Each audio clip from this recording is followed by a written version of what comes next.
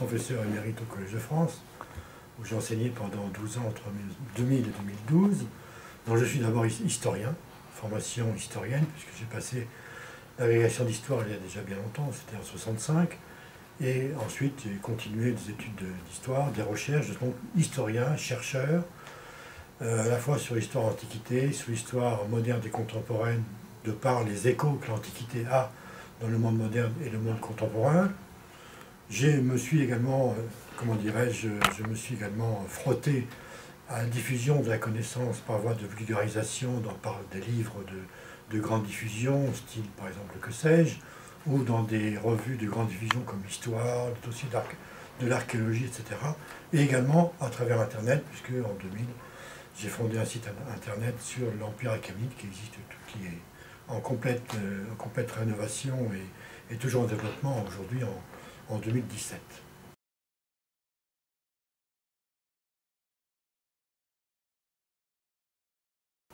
Alors, effectivement, mon nom est parfois associé à Alexandre le Grand, peut-être parce que j'ai publié beaucoup sur cette question. À la fois, j'ai fait un Que sais-je en 1974, qui est sans cesse réédité. On en est à la 8e édition. J'ai publié beaucoup d'articles sur Alexandre. J'ai publié plusieurs livres qui ont Alexandre dans leur titre. Lettre ouverte à Alexandre le Grand, Alexandre des Lumières, et probablement d'autres dont je n'ai pas les titres en tête. Donc je suis en principe associé à Alexandre. Ceux qui me lisent de très près savent qu'Alexandre est effectivement une de mes interrogations fondamentales, puisque depuis très longtemps, je crois qu'on doit reparler de mon parcours, depuis très longtemps je m'interroge sur le sens qu'a l'histoire d'Alexandre au sens de l'histoire de l'Antiquité, même beaucoup plus globalement. Mais donc derrière Alexandre, c'est en fait l'évolution du monde antique, et je dirais le passage d'un empire à l'autre, de l'empire achéménide à l'empire d'Alexandre qui m'intéresse. C'est ça ma question fondamentale. Donc Alexandre fait partie du problème, il fait partie de la solution, mais il n'est pas le seul problème. Et justement, lors de l'agrégation d'histoire, nous avions au programme le monde hellénistique, et une lecture, j'étais passionné par cette période, j'étais passionné par l'histoire grecque auparavant, l'histoire de l'Antiquité, mais j'ai rencontré à ce moment-là une personne très importante, un livre très important, je veux dire. C'est l'histoire économique et sociale du monde hellénistique de Michael Rostodzev, qui est paru en 1941, que j'ai dépouillé avec les deux camarades avec lesquels je préparais l'agrégation à Poitiers en 64-65. Et c'est un livre qui m'a beaucoup marqué par l'importance qu'il accordait justement à ce que j'ai appelé, moi, la période de transition entre l'Empire achéménide, l'Empire d'Alexandre, le monde hellénistique, et il soulignait déjà, à sa manière, nous sommes en 1941, le livre a été préparé dans les années 30, il soulignait déjà l'importance de l'héritage achéménide dans la constitution du monde hellénistique. Il disait déjà, dans un article paru en russe en 1913, qui a été traduit en italien en 1992, si ma mémoire est bonne, il disait très clairement on ne pourra pas faire de progrès dans le monde achéménide, dans l'histoire du monde achéménide, si on ne comprend pas, si on ne se dévoue pas de son temps à comprendre ce qu'était l'Empire achéménide globalement dans toutes ces régions de l'Empire. Donc ça m'a amené vers l'histoire achéménide, à l'histoire hellénistique, puisque j'ai commencé à faire une thèse sur un successeur d'Alexandre, Antigone de Borgne, et qu'ensuite, à travers d'autres rencontres dont on pourra reparler à l'occasion, j'ai été amené à préparer des interventions dans des colloques sur justement le passage du monde achéménide au monde hellénistique à travers la période des Diadoques, la période des successeurs d'Alexandre. Au moment où tout se constitue, qu'est-ce qui se passe à ce moment-là? Qu'est-ce qui change? Et je dis souvent, parce que c'est vrai, que lorsque je faisais mes études, il y a très très longtemps, et même ensuite, lorsque je lisais des livres, au fond, tous les livres disaient la même chose. Alors, la même chose, ça veut dire quoi? C'est-à-dire, tout a changé avec Alexandre le Grand. On passe dans une phase totalement différente. Et comme je l'ai expliqué ultérieurement, on nous disait, on passe d'une phase A à une phase B. On nous dit qu'en B, tout a changé, mais on n'explique jamais ce qu'était la phase A. Donc comment peut-on dire que tout a changé, puisqu'on ne dit jamais ce qu'était la phase A? Et c'est une bataille, un combat scientifique que je mène depuis plusieurs décennies déjà. Et quand on se heurte à l'historiographie d'Alexandre à l'heure actuelle, je pense qu'on aura l'occasion d'y revenir, on est frappé du fait que ceux qui s'occupent de l'histoire d'Alexandre ne connaissent rien de l'histoire achéménide. Ce qui, pour moi, est une impossibilité scientifique absolue, absolue. Et il y a très longtemps, il y a déjà 40 ans, un historien américain qui est très très célèbre, qui est mort en 2012, je crois, 2011-2012, Ernst Bellion, écrivait « Oui, ce serait intéressant, à propos de l'histoire d'Alexandre, ce serait intéressant et important de connaître l'histoire achéménide, mais c'est beaucoup trop compliqué parce qu'il y a trop de spécialités, donc c'est impossible. » Et j'ai reparlé il y a pas très longtemps avec des collègues américains, des amis américains, et je leur dis « Mais comment pouvez-vous faire l'histoire d'Alexandre sans connaître l'histoire achéménide ?» Il me dit « C'est trop compliqué. » Donc voilà, donc je suis parti de cette observation il y a très longtemps, phase A, phase B, puisqu'on ne m'expliquait pas ce qu'était la phase A, eh bien, je me suis mis à essayer de comprendre ce qu'était la phase A, c'est-à-dire l'Empire achéménide, le monde tel qu'existait à l'arrivée d'Alexandre. Et pour comprendre comment Alexandre a conquis l'Empire achéménide, ben, il faut connaître l'Empire achéménide. Ou alors, selon une formule que j'utilise souvent également, que je répète devant vous, c'est comme si un historien français écrivait un livre sur la guerre de 70 sans jamais présenter Bismarck, ni jamais présenter la Prusse. Ou si un historien allemand du guerre de 70 parlait de Bismarck sans jamais présenter Napoléon III et la France de 70. Nous sommes dans le même cas de figure. Vous avez des gens, les historiens d'Alexandre, qui arrivent au Proche-Orient, j'allais dire dans les fourgons de l'armée d'Alexandre, c'est dépréciatif, donc c'est pas très gentil, mais fondamentalement ça revient à ça, et qui tout d'un coup se mettent à parler d'Alexandre, mais qui oublient tout simplement de parler de ce qu'était l'autre joueur dans le champ, c'est-à-dire l'Empire achéménide. C'est une représentation qui perdure. Hein. Si vous vous souvenez du film de Liverstone, Alexandre le Grand, on parle de tout sauf de l'Empire achéménide. On suit Alexandre pas à pas. C'est-à-dire qu'on fait le focus sur Alexandre, sa personnalité, ses rapports avec les femmes, avec les hommes, avec son père, avec sa mère, mais jamais on ne présente l'Empire achéménide, jamais. Ça n'existe pas. On a quelqu'un qui traverse plusieurs milliers de kilomètres dans un état d'empire, de société, d'une multiculturelle, une diversité extraordinaire. Vous les voyez jamais. Vous n'avez aucun site qui est présenté dans le livre de Liverstone. Aucun. Sauf Babylone qui a été reconstruit en studio à Londres. Aucun site, aucune population, rien.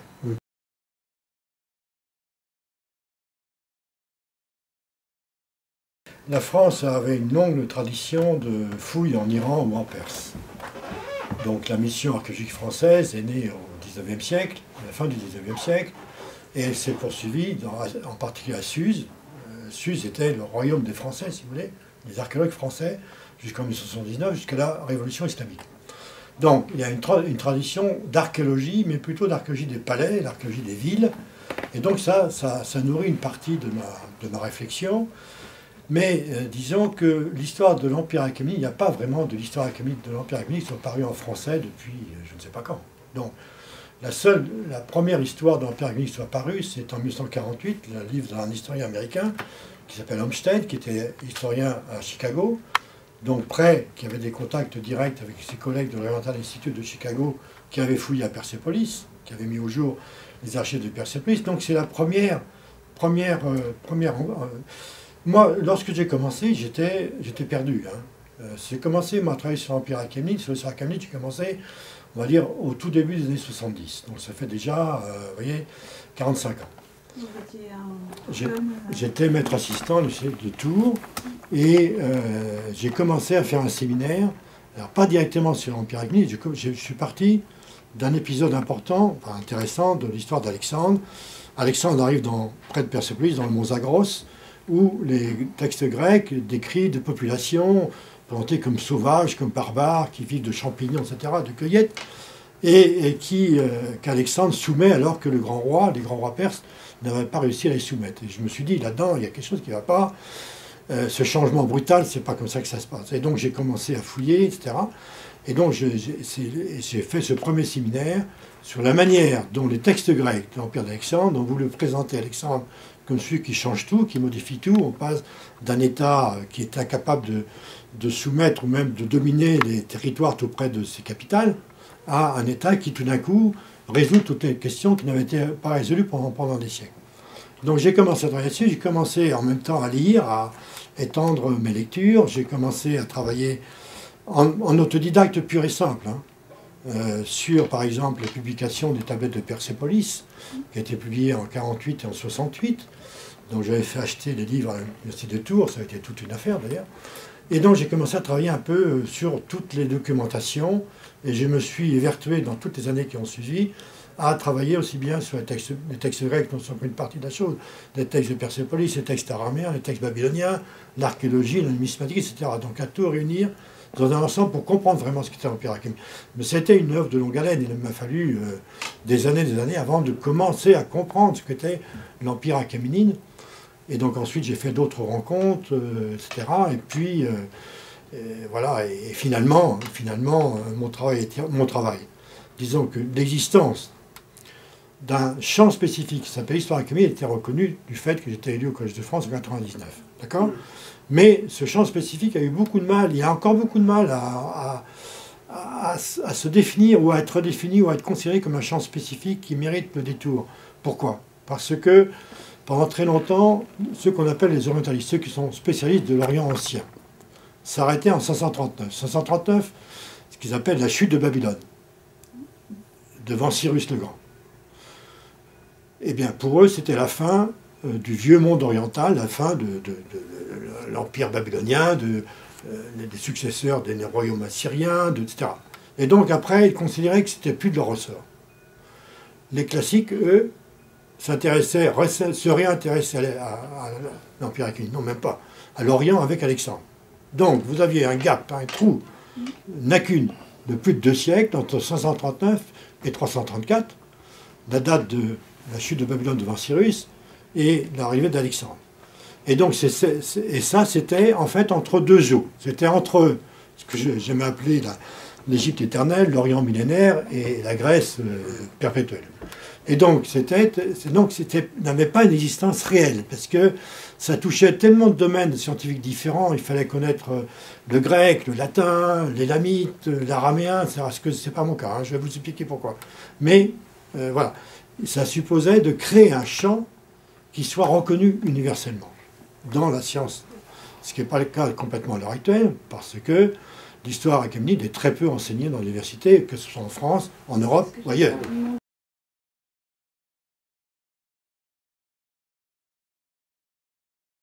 Mon expérience personnelle est très difficile à transmettre à des étudiants. Parce qu'on ne peut pas dire à un étudiant, d'emblée, vous devez connaître le grec, l'araméen, vous intéressez aussi bien à l'Égypte qu'à la Bactriane, à la Babylonie qu'au Caucase ou au Golfe Persique.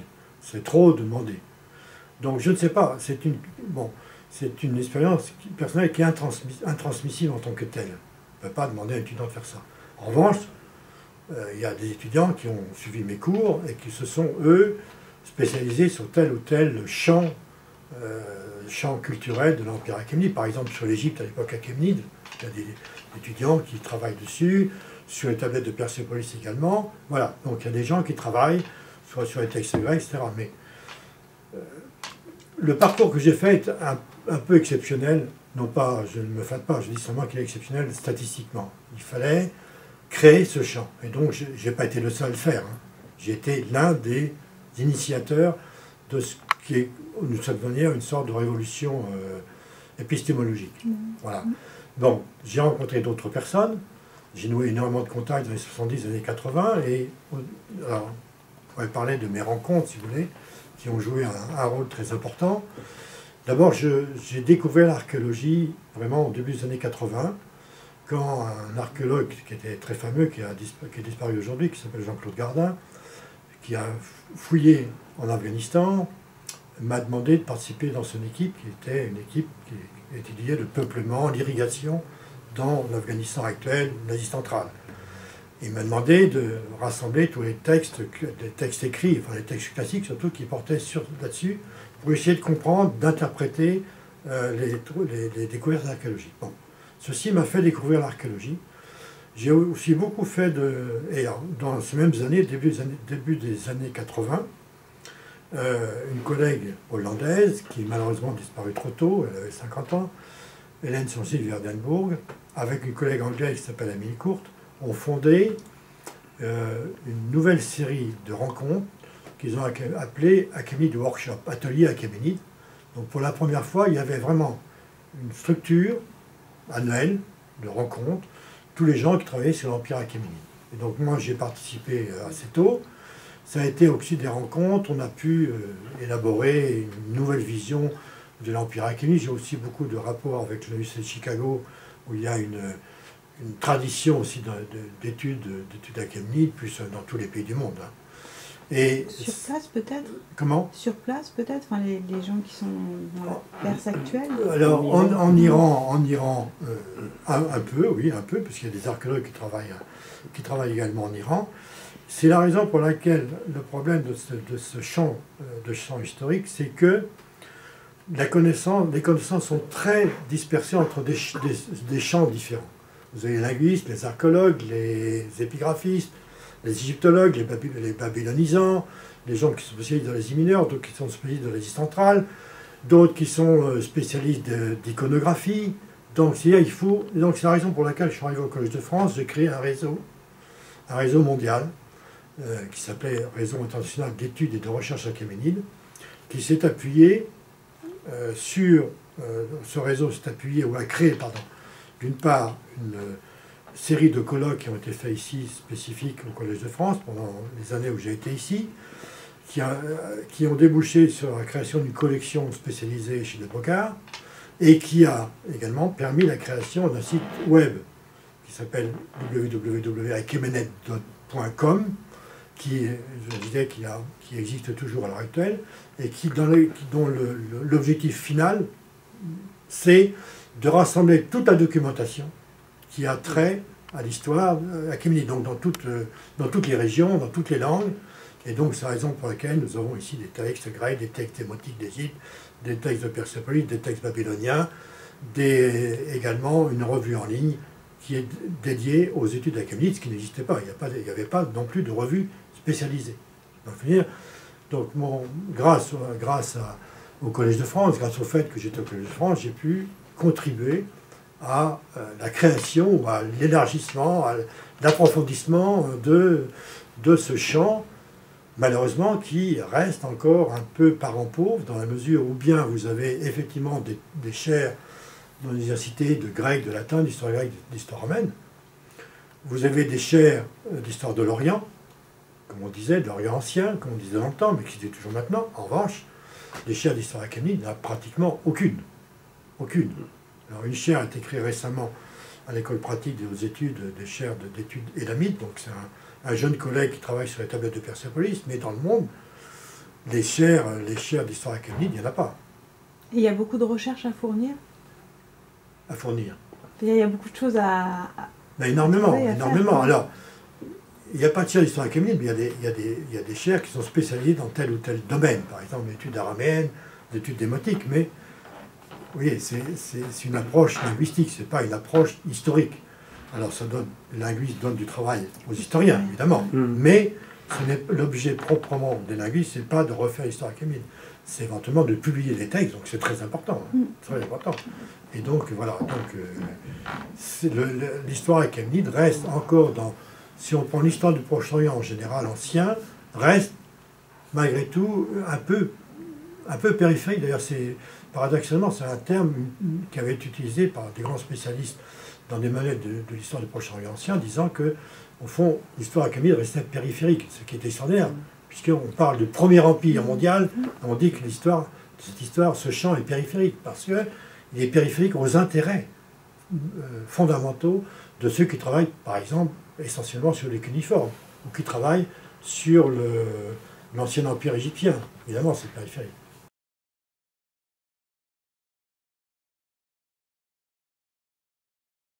Non, je ne pense pas qu'il y ait, après on parlait aujourd'hui de champs dans l'histoire achéménide qui soient ignorés ou sous-évalués. Alors il y a des champs qui sont surévalués.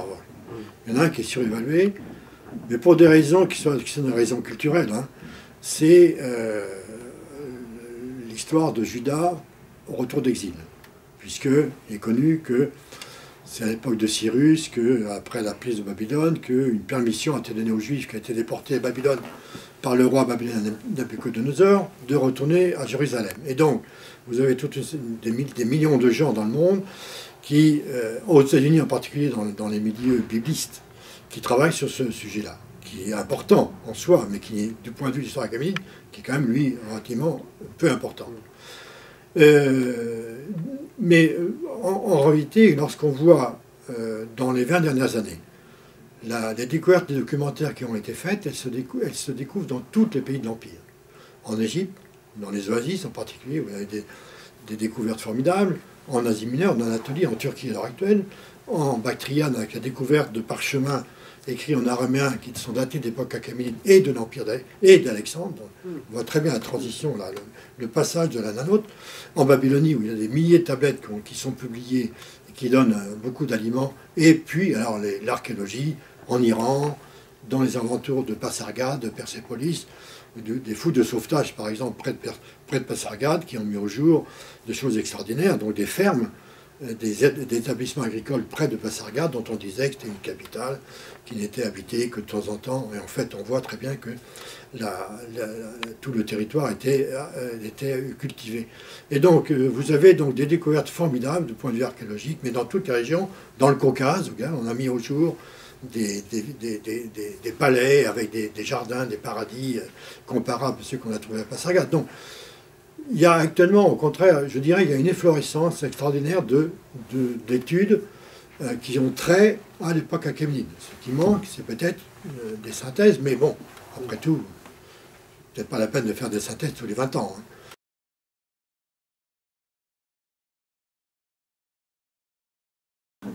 Paradoxalement, je ne suis là en Iran que tardivement, qu'après la publication de l'histoire de l'Empire perse en 1996.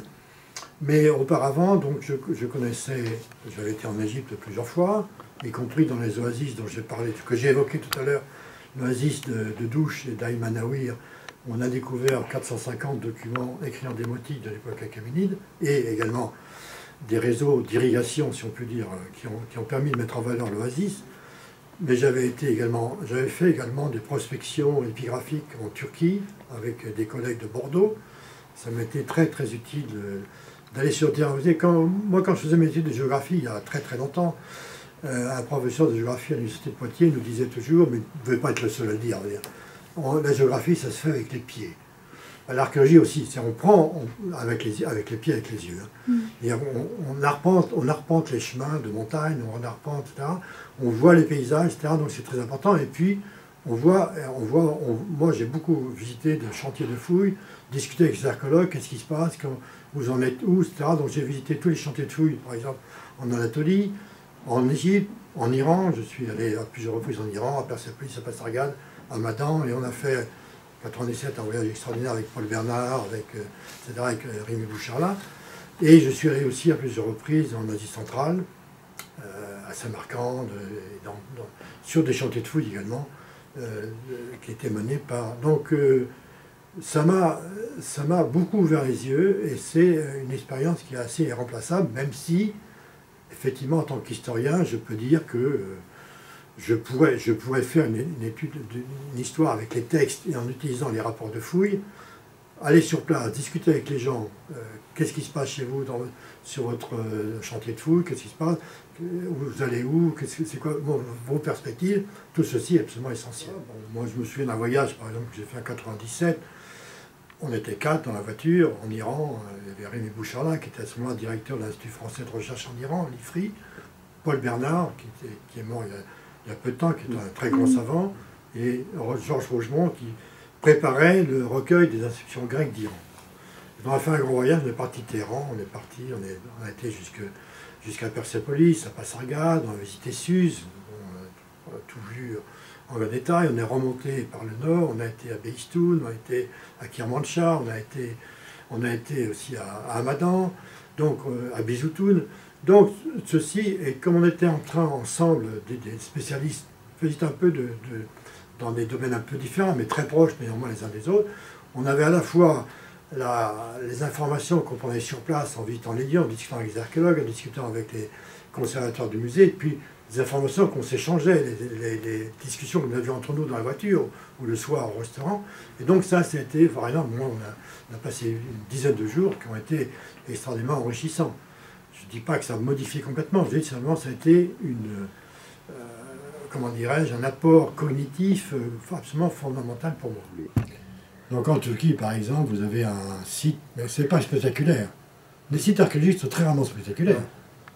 sauf si vous allez à Éphèse, qui est un site plus touristique, archéologique, Absolument. même si c'est archéologique aussi. Donc les vrais sites archéologiques ne sont pas spectaculaires.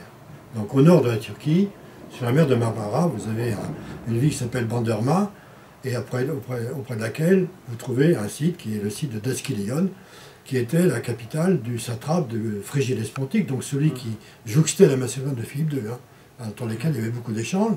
Et là, on a découvert énormément de choses sur le site. Beaucoup de découvertes sont au musée, d'ailleurs, au musée de l'archéologie d'Istanbul.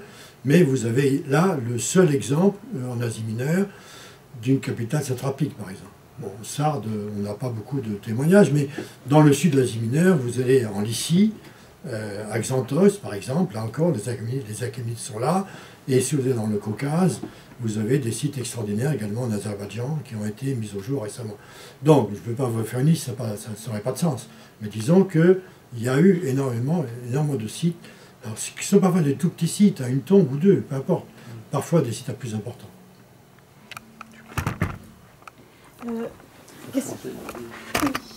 T'as changé la bobine, c'est ça?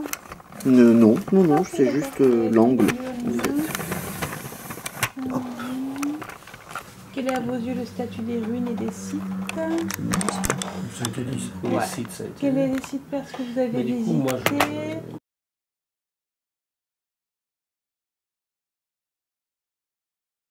Il faut faire des efforts pour comprendre, non pas Darius, mais ce qu'était l'empire de Darius. Car si on ne peut pas faire une biographie de Darius, on peut faire, si on peut pas l'expression, on peut faire une biographie de l'empire de Darius. Car on a maintenant des documents qui datent de cette période entre Darius, entre Artaxerxès et Alexandre. Beaucoup sont datés de Darius, qui permettent justement des documents qui sont apparus dans les 20 dernières années, en Bactriane, en Égypte, en Palestine, en Asie mineure, et on voit mieux maintenant ce qu'était l'État. Enfin, on peut faire une étude régionale de l'Empire de Darius, disons de Darius, ou juste dans les 10 ans qui précèdent l'Empire d'Alexandre, ou 20 ans qui précèdent Alexandre. Donc on peut faire un état des lieux, maintenant qu'on ne pouvait pas faire peut-être il y a 50 ans. Et à quoi ça ressemble du coup? Ben, ça ressemble beaucoup à l'Empire d'avant, de ses prédécesseurs. C'est-à-dire que ça met à mal une idée traditionnelle qui veut que l'Empire de Darius soit en état de complète déliquescence. Donc, en réalité, on se rend compte que l'Empire fonctionne parfaitement bien. Enfin, parfaitement bien. Vous avez un gouvernement central, vous avez un roi qui est puissant, qui a d'énormes ressources en argent, qui a des ressources en biens, des satrapes, des gouvernements provinciaux qui fonctionnent. Vous avez donc toute une série de documents qui montrent la vie quotidienne dans telle ou telle région de l'Empire. Bon, l'Empire fonctionne. Si Alexandre a gagné, c'est pas parce que l'Empire ne fonctionnait pas, bien au contraire. Bien au contraire. Pour prendre un exemple concret, prenons l'itinéraire d'Alexandre. Vous suivez l'itinéraire d'Alexandre et vous mettez en parallèle ce qu'on sait, vous mettez en superposition, en transparence ce qu'on sait des routes dans l'Empire achéménide. Alors, ce qu'on sait des routes dans l'Empire achéménide, ce n'est pas l'archéologie, il n'y a pas de reste de route. On connaît très bien les itinéraires, à la fois par des textes araméens, par des textes élamites, on a énormément d'informations sur les routes, comment ça fonctionne, quel est le système des routes, avec les magasins, l'obligation pour les satrapes de maintenir le niveau des magasins, parce que tous les voyageurs qui voyagent avec un bon de transport officiel dans l'Empire achéménide, sur le bon, il y a marqué, qu'est-ce qu'il y a marqué sur le bon? Il y a marqué, voilà, je suis un tel, ce personnage, un tel, voyage, va de tel endroit à tel endroit. Il a avec lui, on va dire, 15 personnes, avec de statuts différents. Il a avec lui des chevaux, des chameaux, des chiens. Bon, ils vont tous tel endroit, tel endroit. Avec ce bon de route, le chef de la délégation, qui va, prenons quelqu'un qui part de Sardes, d'Asie mineure, qui va à Persépolis. À chaque relais, il y a des relais tout au long des routes royales, il y a énormément de routes royales. Donc, au bout de la journée, il doit faire tant de kilomètres dans la journée. Il arrive dans une station. Il va voir les chefs de magasins. Il y a plusieurs chefs de magasins. Magasins qui ont été constitués sur le bord des routes dans les stations officielles du gouvernement achéménide. Il y a là des magasins de blé, d'orge, de vin, de bière, parfois de viande et de fourrage pour les animaux. Donc il va voir le chef de magasin et là-dessus il y a marqué telle ou telle personne doit recevoir par exemple un quart d'orge, tel ou tel vin, tel ou tel, le chef de troupe en général a beaucoup plus de rations que les autres, peu importe. Bon. Et donc tout au long des routes royales, vous avez des magasins partout qui sont disposés.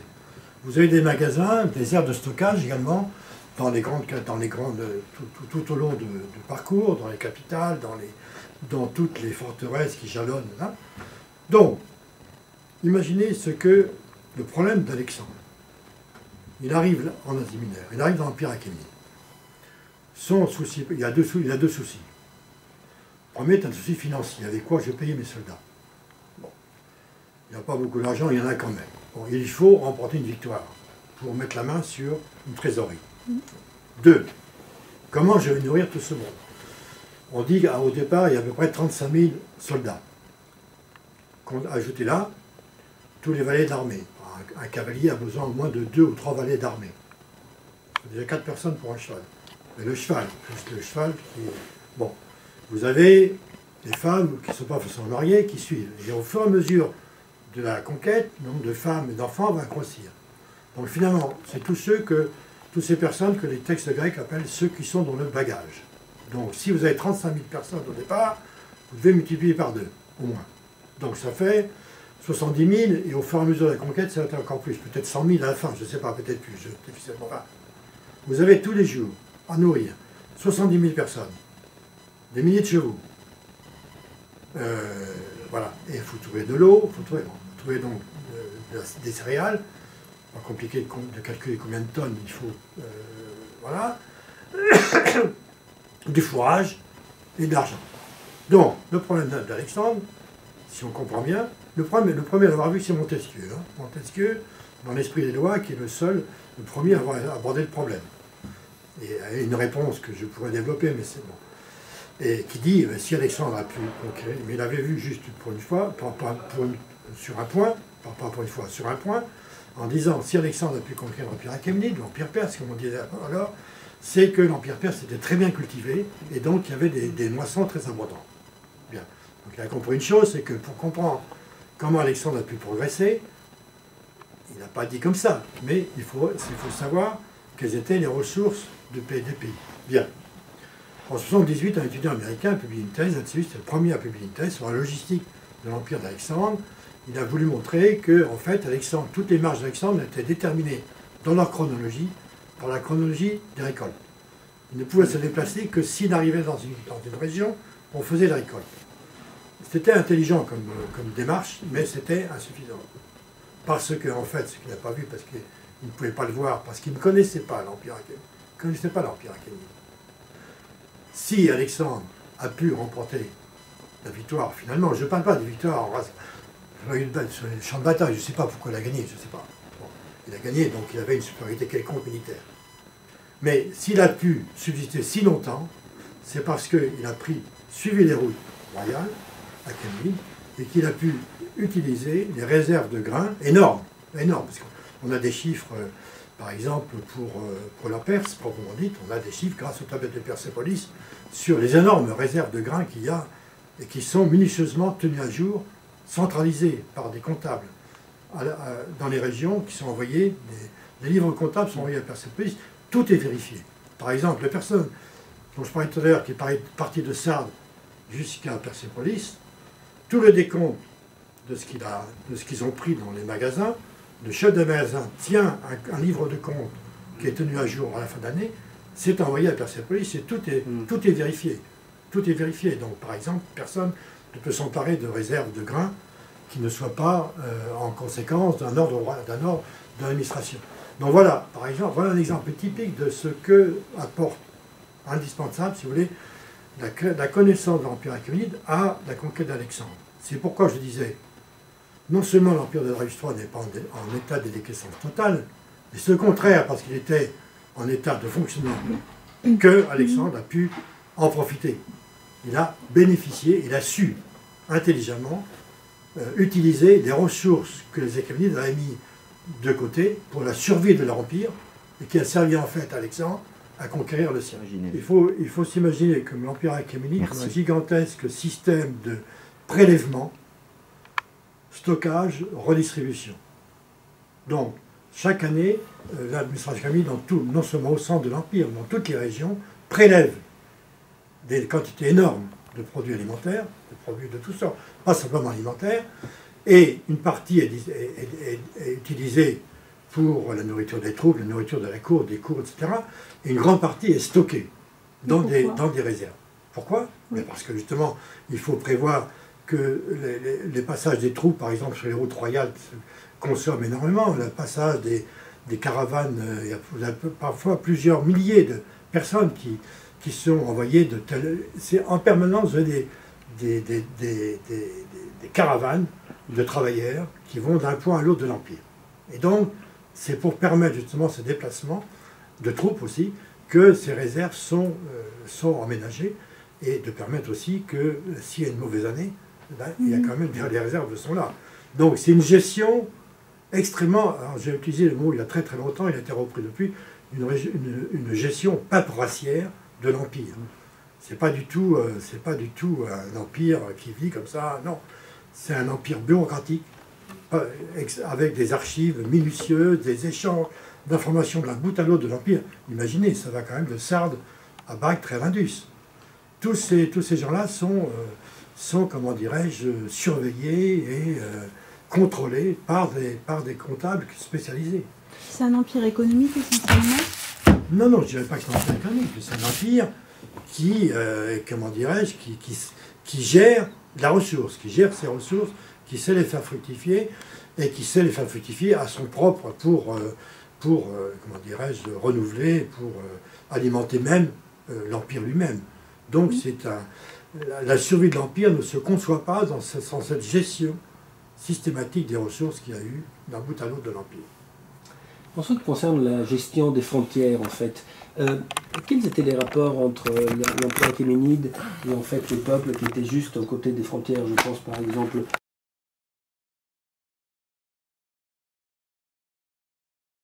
Disons que, contrairement à ce qu'on a dit, l'histoire de la Perse n'a pas été découverte uniquement par les Européens. Alors, il y a beaucoup de choses qui ont été faites par les Européens, en particulier par des voyageurs depuis le XVe siècle, qui ont découvert ce site, qui ont fait des rapports avec des dessins, très souvent, jusqu'au XIXe siècle, XXe siècle d'ailleurs, et ça a été un apport considérable à côté des sources classiques. Bon. Alors, donc, on a dit, en général, l'histoire de la Perse a été découverte par les Européens. Alors, ce n'est que partiellement vrai. En réalité, au XVIIIe et XIXe siècle, les souverains persans étaient très intéressés à leur propre histoire, et d'ailleurs, un souverain du XIXe siècle avait déjà lancé des campagnes de fouilles en Iran, un souverain persan. Hein. Il y avait des journaux qui paraissaient également, et des historiens persans ont déjà produit des histoires de la Perse antique à l'époque Kadjar, donc au XIXe siècle, XVIIIe et XIXe siècle. Donc disons qu'ensuite, effectivement, à partir du XIXe et XXe siècle, les Français ont obtenu l'exclusivité des fouilles en Iran pendant un certain temps, et donc, et ensuite, les Américains, les Italiens, tout le monde est venu pour faire. Mais ces fouilles elles-mêmes ont formé des archéologues iraniens qui ont continué les fouilles, et maintenant vous avez des équipes iraniennes qui travaillent. J'ai pas été claire. En fait, je pensais, pendant la période antique, La difficulté de faire l'histoire de la Perse antique, c'est qu'il n'y a pas de texte historique perse. Le seul texte historique, plutôt narratif, les seuls textes narratifs sont les inscriptions royales. Alors les inscriptions royales, vous avez une qui est une inscription narrative où Darius Ier raconte comment il est arrivé au pouvoir, il a vaincu tel ou tel roi qui s'était rebellé, et c'est ça, il est représenté sur la falaise de Beistoun par des inscriptions en trois langues et par un relief. Les autres inscriptions royales sont en général des inscriptions où les rois parlent des constructions qu'ils ont faites dans telle ou telle de leurs résidences. J'ai reconstruit telle salle d'audience qui a été construite par mon père, mon grand-père, qui a été dévorée par le feu, que j'ai reconstruite. Donc on n'a pas vraiment on n'a pas du tout On n'a pas du tout de texte, de littérature. On n'a pas de littérature perse antique. Il n'y a pas. Non, il n'y a pas eu. Il n'y a pas eu. Il n'y a pas eu. Il y avait une grande partie de littérature orale, certainement, y compris d'ailleurs, par exemple, tout ce qui est les hymnes religieux qu'on va retrouver dans l'Avesta ancien et nouveau, et qui était certainement, on le sait par les textes grecs, qui en parlent de manière assez intéressante d'ailleurs, la manière dont les prêtres savent se transmettre de génération les hymnes, etc. Donc il y avait beaucoup de choses qui étaient bâties sur la mémoire, sur la parole, mais la mémoire et la parole qui volent, qui n'est jamais portée par écrit. Il n'y a pas de littérature écrite. Il y avait seulement une littérature orale dont on peut retrouver des bribes ici ou là, grâce à des méthodes d'analyse structurale, mais on n'a pas de littérature écrite. Donc, les Perses ont eu une double punition. Ils ont été vaincus par les Grecs, et pendant très longtemps, on n'a connu leur histoire que par les récits grecs. Les Hébreux en partie, les Égyptiens un tout petit peu par allusion, et voilà, donc en fait, mais ce qui a changé depuis, disons, milieu 19e, donc à la découverte du vieux perse par Rawlinson, la traduction de l'inscription de Behistun, ensuite les traductions des inscriptions royales, et puis ensuite vous avez la découverte d'énormément d'archives à Persépolis, à Babylone, en Égypte, en Bactriane. Donc maintenant, on peut faire l'histoire de l'Empire perse avec des sources achéménides, je ne dis pas perse, avec des sources achéménides. Donc ça a complètement bouleversé, et c'est maintenant sur à quoi c'est l'autre combat que je mène, à savoir que on ne peut plus simplement aujourd'hui aborder l'histoire de l'Empire achéménide à travers les sources grecques. Je ne dis pas qu'elles doivent être jetées au rebut, c'est pas ce que je dis. Elles doivent être utilisées avec méthode, et surtout, on doit partir des sources originelles, donc des sources qui proviennent de l'Empire achéménide, qui sont des sources de la pratique, plus l'archéologie, plus l'iconographie. Donc on a maintenant, à notre disposition, on n'a pas de récit perse, c'est entendu, bon ça c'est entendu une fois pour toutes, on ne découvrira jamais. Bon, mais, non. Donc on n'a pas de récit perse. Les premiers récits perses sont des récits de l'époque médiévale, c'est-à-dire ce qui correspond à notre époque médiévale, sous les Sassanides.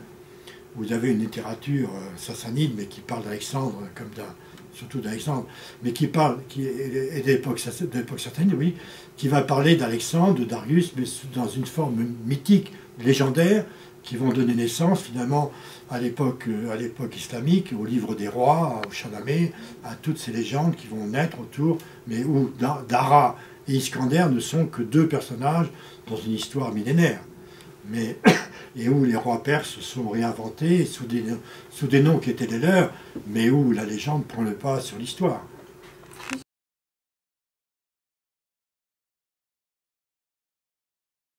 Les archives, il y a plusieurs types d'archives. Les archives proprement dites, ce sont des accumulations ou des réservoirs, des collections de tablettes. Alors, vous avez par exemple les tablettes de Persépolis qui ont été découvertes au milieu des années 30 à Persépolis. Il y a deux lots, qu'importe, deux lots de tablettes qui sont écrites en langue élamite, donc la langue qui était la langue dessus, je passe, peu importe, qui sont en train d'être publiées, enfin, qui sont en voie d'être publiées, qui sont des tablettes de la pratique. Hein. Par exemple, les tablettes d'une des séries des tablettes, c'est la série Q, qui rencontre des tablettes de voyage, donc on a des centaines de tablettes de voyage comparables à celles dont je parlais tout à l'heure. Bon. Et puis on a des tablettes qui sont en général liées au travail des travailleurs, on appelle des courtaches, qui travaillent pour l'administration royale, qui sont bergers, qui sont, je sais pas quoi, qui sont dans les ateliers, hommes et femmes, ils reçoivent des rations, donc c'est marqué, puis ce sont des tablettes comptables. Donc on sait où ils travaillent, ce qu'ils font, ce qu'elles font, etc. Que par exemple, les femmes qui viennent d'être mères reçoivent une double allocation de nourriture. Bon, par exemple. Bon. Ça, c'est une chose qui est absolument fondamentale, parce qu'en plus, vous avez, même si c'est découvert à Persépolis, ça couvre tout l'Empire, puisque, par exemple, les voyageurs viennent de tous les pays de l'Empire. Donc vous avez une sorte d'image de l'Empire à travers les tablettes de Persépolis. Et puis vous avez des archives qui proviennent de régions qui sont traditionnellement d'archives. Par exemple, Babylone, vous avez d'énormes archives qui sont des archives privées, pas des archives publiques. Archives privées, de maisons d'affaires, par exemple. Donc à travers, on redécouvre l'administration, pas facile, hein, l'administration achéménide de Babylonie à travers des archives privées qui font référence à des taxes, à des lettres aux satrapes, etc. Bon. Vous avez des archives de villages. Alors on passe à une autre catégorie.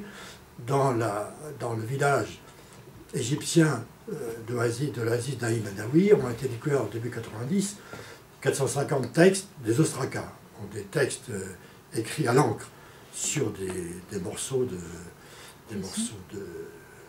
vaisselle d'argile, qui sont des archives du temple, qui sont des archives du village.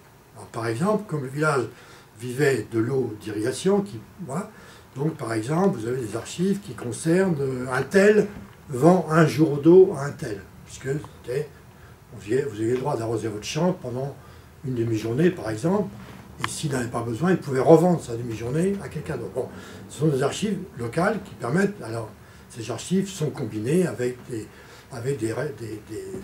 beaucoup de découvertes archéologiques, y compris même de pollen qui permettent de reconstituer, bon, tout ça. Et puis alors, vous avez d'autres archives qui ne subsistent que par des restes. Par exemple, les archives je parlais tout à l'heure d'Ascalion, la capitale de Phrygie lespontique au nord de l'Asie mineure. On a découvert dans les années 50, on appelle des bulles. Les bulles, ce sont des morceaux d'argile comme ça, vous voyez, sur lesquels il y a une empreinte de seau. Et on voit très bien qu'il y a un trou dans lequel il y avait une ficelle dedans. Et donc, en fait, ça, ce qui reste, c'est l'argile. Ce qui était fondamental, c'était qu'il y avait un parchemin roulé et qui était entouré avec la ficelle. Et le seau permettait d'identifier la chose. Donc les parchemins ont disparu, mais il reste la ficelle. Et, enfin, la ficelle, le trou de la ficelle, il reste les seaux. Donc on peut faire une étude déjà de ça. Bon. Et puis on a découvert récemment, par des fouilles illégales, sont arrivés sur le marché en 2000 à Londres, des parchemins araméens qui ont été achetés par un riche iranien et dont on a montré très vite, les spécialistes ont montré très vite que ce sont des documents authentiques qui provenaient d'Afghanistan. Donc de Bactriane antique. Et ce sont des lettres ou des brouillons de lettres échangés entre le satrape de Bactre et des sous-administrateurs dans la satrapie. C'est formidable, parce qu'on a des renseignements de première main et on retrouve d'ailleurs le fonctionnement de prélèvement, stockage, redistribution dans les satrapies. Hein. C'est formidable.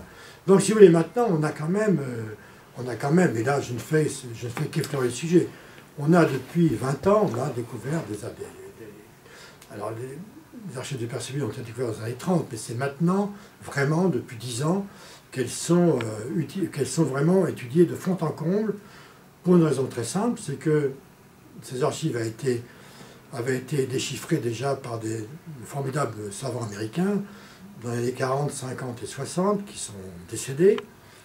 Et ensuite, disons que les archives ont été là, les tablettes étaient à Chicago, mais personne ne travaillait, il n'y avait pas de programme vraiment intensif.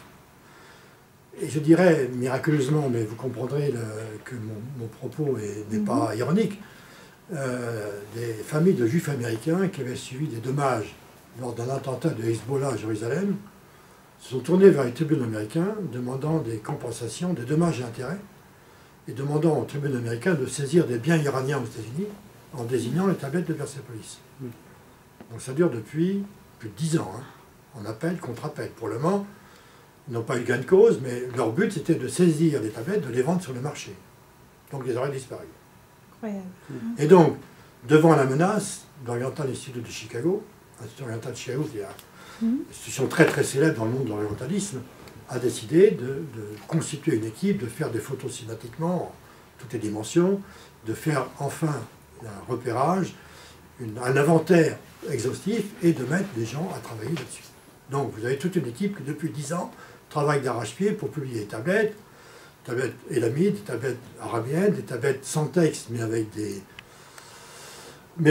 des sceaux, travailler sur les sceaux, donc une équipe de 7 ou 8 personnes qui travaillent vraiment d'arrache-pied et Une partie d'ailleurs des tablettes Sur sont sur le site Achaemenid, Ouais. voilà. Ouais. Et d'autres sont sur d'autres sites. Et voilà, donc elles sont découvertes dans les années 30, mais on peut dire qu'il y a une accélération formidable des connaissances depuis 10 ans. Et même tous les jours. Il y a des tablettes, des nouvelles tablettes qui, par exemple, donne un exemple, une nouveauté qu'on peut trouver. Tout le monde disait le vieux perse, la langue vieux perse, n'est utilisée par les Perses que dans l'inscription royale. Personne n'utilise jamais le vieux perse. Ce qui me paraît toujours très curieux.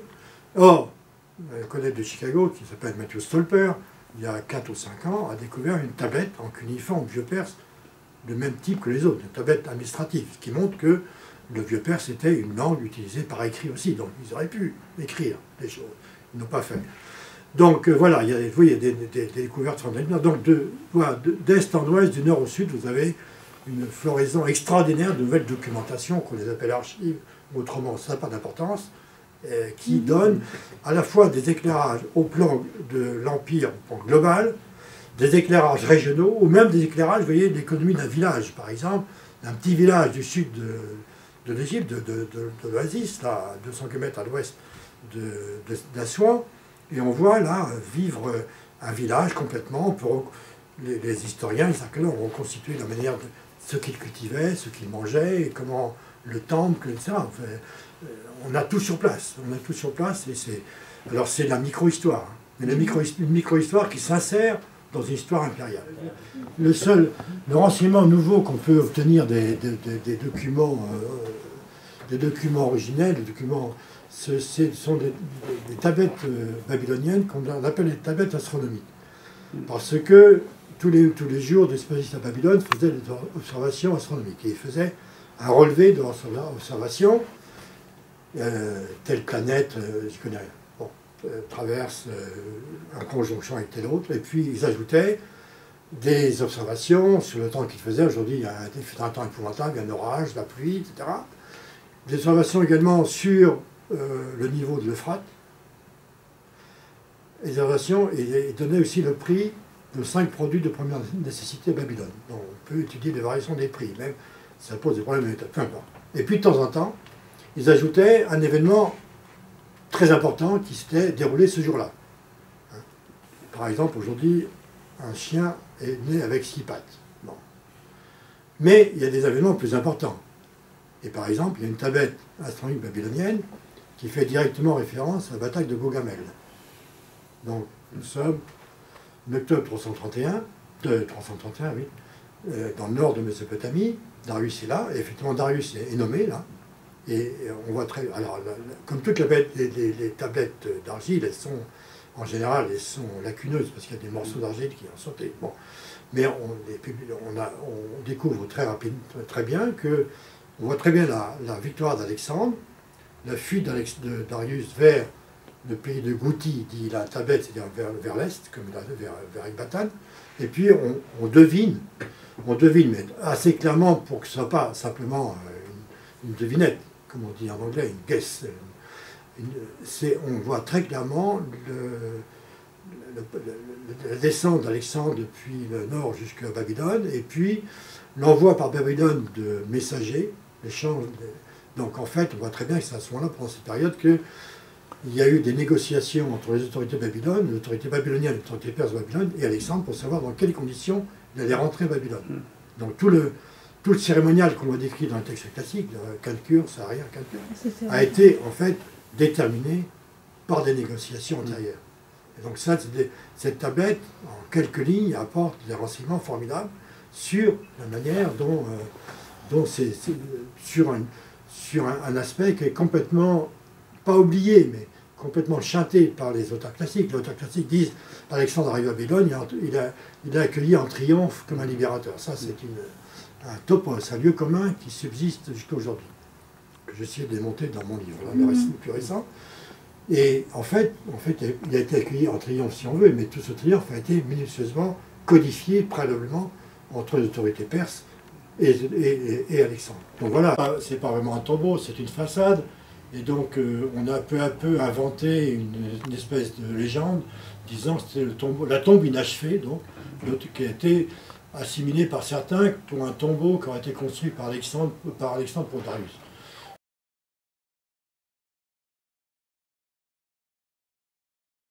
Je suis sévère avec l'absence de méthode, ce qui n'est pas tout à fait la même chose. Et avec l'usage intensif des lieux communs, sans jamais s'interroger sur l'existence de lieux communs. Alors pourquoi ce livre? Alors ce livre vient après bien d'autres, mais il vient en particulier après un livre que j'ai publié en 2012 chez Gallimard, de collection Essais, qui s'appelle Alexandre des Lumières, fragments d'histoire européenne. Puisque ça fait longtemps que je pensais à... Excusez-moi, je reviendrai. Il y a une lacune depuis toujours, pour moi, une lacune depuis toujours, sur la lacune qui est la suivante, c'est que personne n'a jamais publié un livre exhaustif, ce qui n'est pas le cas ici non plus, et exhaustif sur les manières qu'on a eues d'appréhender Alexandre depuis l'Antiquité jusqu'à nos jours. C'est une sorte de discographie globale d'Alexandre. Non pas en additionnant chapitre 1 un tel, chapitre 2 un tel, 3 un tel, ça n'a aucun intérêt, ça ce sont des fiches de lecture, mais en essayant de comprendre, car c'est ça mon objectif, de comprendre le processus de création, d'élaboration, de transmission des hypothèses interprétatives et parfois leur transformation en lieu commun. Donc comment les historiens avancés des hypothèses de travail les transfèrent en conclusion ferme au point qu'ils deviennent des clichés, éventuellement des clichés admis tout le monde, mais qui ne sont plus jamais revisités. Donc, il y avait cette lacune générale, mais cette lacune générale était, de mon point de vue, était explicable par une observation.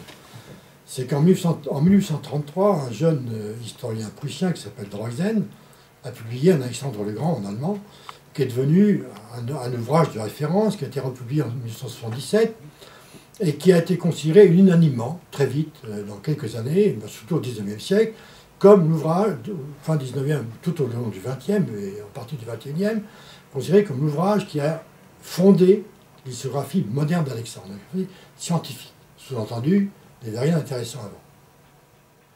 Moi, quand j'ai commencé à faire mes cours au Collège de France sur ce sujet, très vite, j'ai rencontré assez vite Montesquieu, l'esprit des lois. Dans l'esprit des lois, vous avez des chapitres qui sont absolument fondamentaux sur la manière dont, au milieu du XVIIIe siècle, on a conçu, on a représenté, non pas le personnage d'Alexandre, mais le sens historique qu'on pouvait accorder à l'entreprise d'Alexandre. Et Montesquieu a été un fondateur. Et donc, j'ai tiré le fil pendant 8 ans. Donc, je me suis immergé dans l'époque des Lumières. J'ai lu des centaines d'articles, de bouquins, de comptes rendus parus au XVIIIe siècle, au début du XIXe, et j'ai pu montrer en 2012 qu'en réalité, toute l'historiographie de Droysen, à l'époque de Droysen, a été construite en grande partie grâce à l'apport qui n'était pas dit, l'apport des historiens, des philosophes, des politistes du XVIIIe siècle. Donc, désormais, on pouvait faire une histoire continue, puisque l'image d'Alexandre à l'époque médiévale a été très souvent étudiée, surtout dans les années récentes. Il y a eu d'énormes travaux qui ont été faits là-dessus. L'image d'Alexandre en Antiquité également à Rome a été pas mal étudiée. Donc, je me suis dit, c'est le moment maintenant, je peux faire le lien, il n'y a plus ce trou là que je ne comprenais pas. Et donc, il est temps d'essayer d'expliquer, de comprendre et d'expliquer comment on a étudié Alexandre depuis l'Antiquité jusqu'à nos jours. Alors, ce n'est pas une histoire continue, hein, mais je prends la très très longue durée néanmoins, et de montrer à quel point, donc ça c'est vraiment l'apport même si ce n'est pas original en soi, l'idée n'est pas originale en soi, mais la démonstration elle est sans doute, montrer à quel point Alexandre a été, les images d'Alexandre ont été utilisées systématiquement pour nourrir le présent. Et que Alexandre a été vu uniquement à la lumière du présent. Alors, nous savons bien que nous sommes tous des historiens qui baignons dans un présent. Nous ne sommes pas obligés de céder à la tentation seulement d'identifier l'Antiquité au présent. Et donc, voilà, c'était mon propos, de montrer à quel point, alors on pourrait prendre, si vous voulez, les 50 dernières années, depuis la fin de la Seconde Guerre mondiale, à quel point Alexandre a été transformé en une sorte de monstre sanguinolent, sanguinaire, coupable de génocide, et qui n'a fait que du mal, qui a traversé... Bon, donc c'est une image ce que j'appelle l'image post-coloniale d'Alexandre. Bon. Et je montre comment elle est née, par quel glissement successif elle est née, et à quel point elle s'est imposée partout, si ce n'est que maintenant, il y a une espèce de retour en arrière, et les gens, voilà. Mais disons que, grosso modo, dans les pays anglo-saxons en particulier, l'image d'Alexandre, c'est ça, c'est le génocidaire, c'est le colonialisme, etc. Donc on oublie complètement ce qui est le propre de l'historien, de se replonger dans la documentation, de se reposer les problèmes et de revoir, au fond, tout ce que j'appelle, moi, des lieux communs, de revenir en arrière, de reprendre toutes les documentations, de reprendre le questionnement, et finalement, ce livre aboutit à une conclusion. Conclusion, je l'ai intitulé « Que faire ?» Voilà. Que faire, c'est pas Lénine, je ne suis pas Lénine, mais c'est que faire quand même. J'aurais pu intituler l'introduction, d'ailleurs, de quoi s'agit-il? Pour parler comme Foch, enfin, dit-on. Foch, arrivant dans les réunions de militaires, qui ne comprenait rien, tout le monde oublie l'ordre du jour, et donc il dit, mais de quoi s'agit-il? Et on reprend l'ordre du jour. Bon, alors, la question de départ, c'est de quoi s'agit-il? De quoi parlons-nous? Et c'est ce que j'essaie d'expliquer dans le livre, et donc en conclusion, de dire, voilà, il faut changer complètement de fusil d'épaule, il faut, voilà, je suis obligé de revenir sur un combat que je mène et que je continuerai de mener, c'est que le sens de l'époque d'Alexandre ne peut pas être saisi si vous commencez en 334, si vous arrivez en 323, ou même à sa naissance plus tôt. Donc, l'histoire d'Alexandre se situe à la jonction de deux fleuves documentaires les plus chargés dans ces 20 dernières années, l'histoire de la Macédoine, qui s'est complètement transformée depuis 30 ans, et l'histoire de l'Empire achéménide qui s'est transformée depuis 30 ans. Donc, il faut unir ces forces, et, comme je le redis, il faut d'une part inscrire Alexandre dans le contexte macédonien, bien sûr, mais dans le contexte achéménide fondamentalement, puisque c'est là qu'il va créer son empire sur les cendres encore chaudes de l'Empire achéménide, dans les frontières achéménides, et d'autre part, élargir le champ chronologique. On ne peut pas commencer à Alexandre, on ne peut pas commencer avec Alexandre qui débarque en Asie mineure. Il y a une histoire globale, c'est l'histoire des rapports, enfin l'histoire de l'Empire achéménide, l'histoire de la Macédoine, l'histoire de la Méditerranée. Entre Méditerranée et Golfe Persique, il se passe quelque chose pendant 50 ans. Donc je propose qu'on élargisse l'histoire à 20 ans avant Alexandre, 20 ans après Alexandre, donc grosso modo 350-300. Ça, c'est une période qui a sa cohérence. Et c'est la période que j'appelle la période de transition, où on passe d'un monde à l'autre, mais un monde à l'autre, mais on ne passe pas brutalement d'une phase A à une phase B, pour reprendre ce que j'ai dit tout à l'heure, on y passe parce qu'il y a des transitions, des préparations, des préparatifs, que tout Alexandre n'est pas le Deus ex machina qui apparaît, qui transforme tout d'un coup de baguette magique. C'est pas ça l'histoire. L'histoire, c'est pas ça. L'histoire, c'est plonger dans la réalité régionale de l'Empire achéménide, dans le fonctionnement de l'Empire achéménide, dans ce qu'Alexandre va trouver, ce qu'il avait en tête en arrivant, l'acquis macédonien, l'acquis d'Alain. Et donc, il faut arrêter, alors moi, c'est ma position, hein, il faut arrêter d'écrire des livres qui s'appellent l'histoire d'Alexandre le Grand. Parce que, en 1697, Pierre Bell, dans son dictionnaire historique et critique, écrivait quelque chose comme, j'ai oublié, c'est marqué là-dedans, on sait déjà tout de l'histoire d'Alexandre. On sait tout. S'il s'agit d'écrire l'histoire d'Alexandre, l'histoire de la conquête, il part de tel point à un moment M, il arrive à un autre point P2 à un moment M2, ça a déjà été fait. On connaît l'itinéraire d'Alexandre, on connaît ses batailles, donc on va s'interroger sur quoi. Donc si on veut, alors on peut s'interroger sur la sexualité d'Alexandre, moi je ne vois pas d'inconvénient, mais disons que ce n'est pas ça qui me fascine le plus. Donc ce qui m'intéresse depuis le début, moi, c'est en tant qu'historien, quel sens d'historien peut-il accorder, attribuer, donner à l'histoire d'Alexandre, mais pas l'histoire d'Alexandre. L'histoire d'Alexandre replacée dans un contexte plus large. Donc, je pense que ce qu'il faut écrire, c'est une histoire de transition d'empire, mais pas l'histoire d'Alexandre. Bon, à la limite, une histoire de Darius et d'Alexandre, mais pas l'histoire d'Alexandre, ça n'a pas de sens. Alexandre n'est pas seul. Parce qu'une histoire d'Alexandre, ça veut dire que vous suivez quelqu'un là. Oui, comme je disais tout à l'heure, où l'empire, il est dans un empire qui n'existe pas. Il est dans un vide. Il remplit un vide. Et donc, ces histoires qui paraissent en permanence tous les ans ne sont pas des progrès de la connaissance, ce sont des régressions de connaissance, de maintien de lieux communs, le lieu commun fondamental étant qu'il y a des hommes providentiels qui changent l'histoire. C'est un lieu commun ou c'est un mythe? Pour moi, en tant qu'historien, pour moi, c'est un lieu commun. C'est peut-être un mythe aussi. Mais pour moi, en tant que méthodologie de l'historien, pour moi d'abord, c'est un lieu commun. Alors, c'est peut-être un mythe. Alors, le mythe peut s'analyser en tant que mythe. Moi, je parle seulement de comment connaître mieux, analyser mieux cette période. Donc, pour moi, c'est un lieu commun. Il faut le mettre de côté. Je ne dis pas que les personnalités de l'histoire n'ont pas joué de rôle. C'est pas ça du tout que je dis. Je dis simplement que l'histoire d'Alexandre, Aïcha par la personnalité d'Alexandre, c'est une autre histoire qu'il faut décrire, qu'il faut expliquer, qu'il faut mettre en place. Et donc, ça sera mon dernier combat, probablement. Bon, c'est de faire en sorte que une nouvelle histoire apparaisse, qui soit une histoire globale, comme on dit maintenant, une histoire globale. Non seulement parce qu'elle va s'étendre des Balkans à l'Indus, et du Sir-Daria jusqu'à la première cataracte du Nil, mais parce qu'on va mettre ensemble toutes ces connaissances qu'on a accumulées sur l'Empire achéménide, y compris la dernière phase de l'Empire achéménide, et qu'on va le mettre avec tout ce qui vient de la Macédoine, et la façon dont Alexandre va utiliser les structures et les hommes de l'Empire achéménide pour construire un empire qui est à la fois le même et différent.